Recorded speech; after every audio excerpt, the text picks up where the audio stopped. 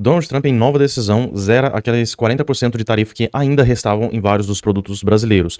Uma movimentação, a gente ainda não entende qual que seria o principal motivador dessa situação, mas ao que parece é uma decisão unilateral por conta da inflação lá nos Estados Unidos. Vamos entender um pouquinho sobre isso e a repercussão também para a política aqui no Brasil, né? Bom, a gente viu aqui no G1, tarifaço de Trump. Estados Unidos retiram tarifas de 40% de café, carnes, frutas e outros produtos do Brasil.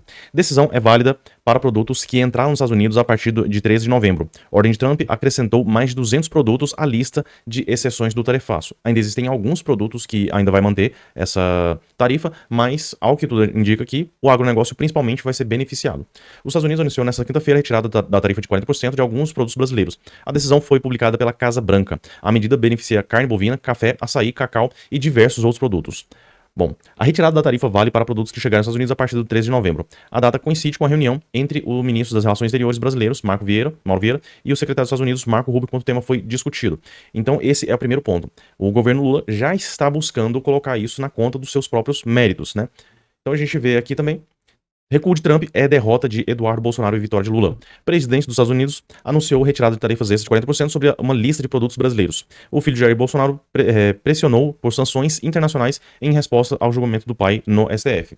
Então, uma coisa que é importante a gente deixar claro: em nenhum momento ninguém do Brasil colocou na mesa a jogada de sanções nesse nível, aumentando tarifas de produtos brasileiros. A gente entende que isso não beneficia de forma nenhuma. O que a gente sempre buscou foram sanções diante de pessoas que estão, sim, violando direitos humanos. E a gente já tem alguns sancionados aí, como é o caso do Alexandre de Moraes, da esposa dele.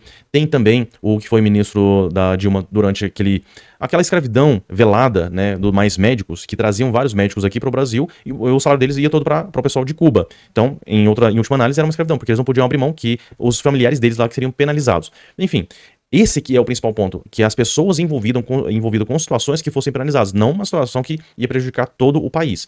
Essa foi a decisão do Donald Trump, e em todas as oportunidades eu falei que eu não era favorável a esse tipo de decisão, porque não é focado, não é direcionado àqueles que realmente estão agindo contra os interesses da nação, e ele viu isso mais como uma oportunidade para ele se levantar lá com uma vantagem para os Estados Unidos.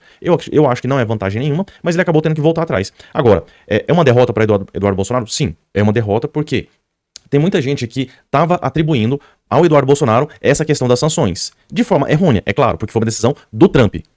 Ninguém da direita apoiou esse tipo de sanção, e sim a Magnitsky, voltada para cada indivíduo. Agora, muita gente estava colocando isso, e eu estava falando que foi uma incompetência do governo Lula por não ter conseguido sentar à mesa, negociar, realmente entregar aquilo que era necessário para poder chegar a um consenso, enquanto outras nações estavam sim conseguindo. Então o mérito seria do Lula. Agora, foi uma derrota para o Eduardo Bolsonaro porque todo mundo estava encarando isso como se tivesse sido ele o responsável por ter colocado esse tipo de tarifa, né?